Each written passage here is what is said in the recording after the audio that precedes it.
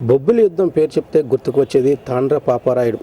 అరివీర భయంకరుడిగా బొబ్బిలి పులిగా అభివర్ణించి ఒక తాండ్ర పాపారాయుడు యుద్ధంలో వినిచిన ఆయుధాలు ఎంతో ప్రత్యేకతగా ఉంటాయి. ప్రపంచవ్యాప్తంగా ఎన్నో యుద్ధాలు జరిగినా కూడా బొబ్బిలి యుద్ధానికి ఉన్న ప్రత్యేకత వేరు.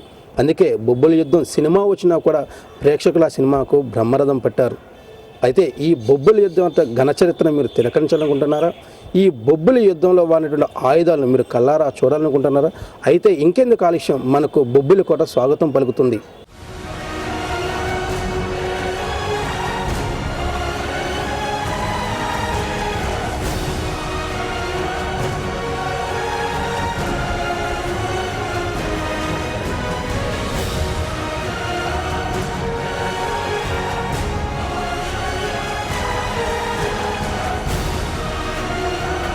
బొబ్బిలి యుద్ధం కథ ఇప్పటికీ ఎప్పటికీ ఆసక్తికరంగానే ఉంటుంది. చరిత్రకారులైతే మరింత శ్రద్ధ చూపుతారు. ఇలాంటి వాళ్లందరినీ విజయనగరం జిల్లాలోని బొబ్బిలి కోట ఎంతగానో ఆకర్షిస్తుంది.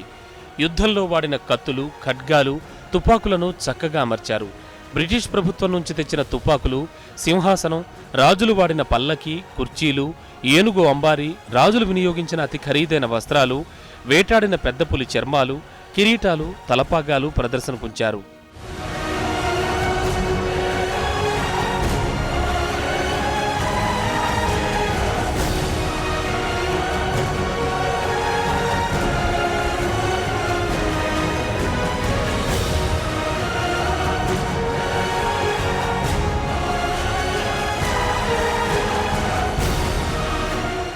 చరిత్రకారులు, పర్యాటకుల కోసం బొబ్బిలి వంశస్థులు కోటను చక్కగా అలంకరించారు.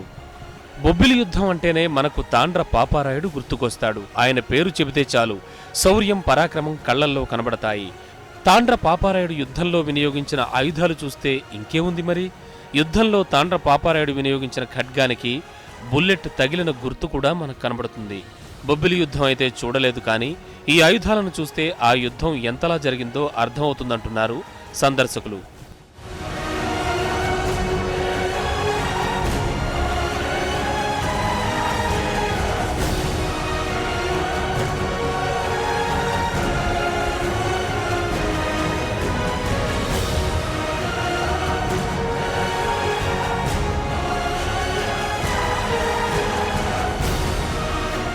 యాక్చువల్గా అయితే బొబ్బిలి యుద్ధం గురించి ఇప్పుడు మేము చిన్నప్పుడు పుస్తకాల్లో చదువుకున్నాం. అసలు ఏ విధంగా జరిగింది, అందులో ఉపయోగించిన ఆయుధాలు ఏంటి, వాళ్ళు ఎవరు యుద్ధం చేశారు, అసలు బేబీ నాయన గారు, వాళ్ళ నాన్నగారు, వాళ్ళ తాతగారు అని మేము చాలాసార్లు విన్నాం. అది ఇప్పుడు చూడడానికి చాలా ఉత్సాహంతో వచ్చాం. దానికి పర్మిషన్ ఇచ్చిన రాజుగారి గారికి, వాళ్ళ సిబ్బంది వారికి మాకు ఎంత కృతజ్ఞతలు చెప్పుకుంటున్నాం. మరోవైపు బొబ్బిలి రాజుల ఆయుధాగారం కనువిందు చేస్తుంది. దివంగత సీఎం ఎన్టీఆర్ నటించిన బొబ్బిలి యుద్ధం చిత్రం ఇక్కడే చిత్రీకరించారు. ఈ చిత్రంలోని యుద్ధ సన్నివేశాలు ప్రజలను ఎంతగానో మెప్పించాయి. ఇక్కడ ఏర్పాటు చేసిన ప్రదర్శనశాల, ఆయుధాగారం బొబ్బిలి చరిత్రకు సాక్ష్యాలుగా నిలుస్తున్నాయి. అయితే తమ పూర్వీకులు ఉపయోగించిన అన్ని ఆయుధాలను ప్రదర్శనకు పెట్టామని బొబ్బిలి వంశస్థుడు బేబీ నాయన స్పష్టం చేశారు. బొబ్బిలి సంస్థానం యొక్క మూడో రాజా గారు అయినటువంటి గోపాలకృష్ణ రంగారావు గారిది, తాండ్ర పాపారాయుడు గారిది, ధర్మారాయుడు గారిది, వెంగళరావు గారిది, వీళ్ళందరి ఆయుధాలను కూడా మనం భద్రపరిచి ఉంచడం జరిగింది.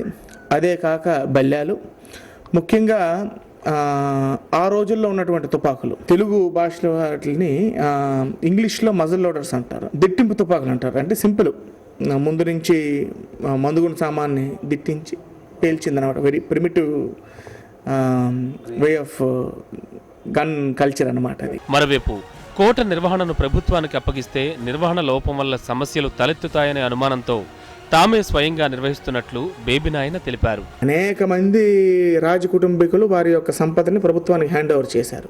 దురదృష్టవశాత్తు కొన్ని దగ్గర అవేర్నెస్ బాగుంది. ఇప్పుడు రాజస్థాన్ అవనివ్వండి, మైసూర్ అవనివ్వండి, అవేర్నెస్ ఎక్కువ ఉన్న దగ్గర అవన్నీ కూడాను భద్రపరిచి చాలా బ్రహ్మాండంగా ఉన్నాయి. కొన్ని దగ్గర 10 వస్తువులు ఇస్తే 4-5 మిగిలాయి.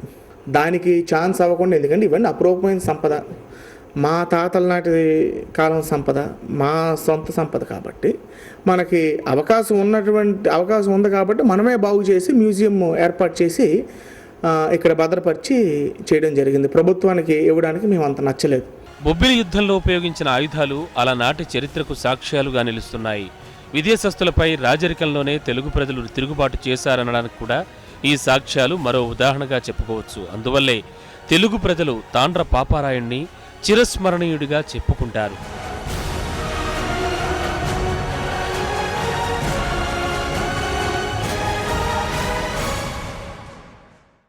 చంపడమో చాడమో తప్ప విదేశీ శక్తులకు బానిసలు కాబోమని గర్జించి ఎదిరించి నిలిచిన మహానుభావుడు తాండ్ర పాపారాయుడు.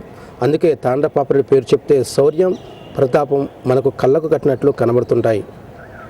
ఆయన యుద్ధంలో వినియోగించిన కత్తులు కానీ, ఆయుధాలు కానీ, ఫిరంగులు కానీ, ఖడ్గాలు కానీ అన్నీ కూడా చరిత్రను తెలియజేయడంతో పాటు వినోదాన్ని కూడా పంచుతున్నాయి. అందుకే తాండ్ర పాపారాయుడు తెలుగు ప్రజలకు ఇప్పటికీ ఎప్పటికీ కూడా చిరస్మరణీయుడిగా మిగిలిపోతున్నారు. వీడియో జర్నలిస్ట్ ఎంకే నాయుడుతో నాగరాజు, హెచ్ఎంటీ విజయనగరం, బొబ్బులకోట నుంచి.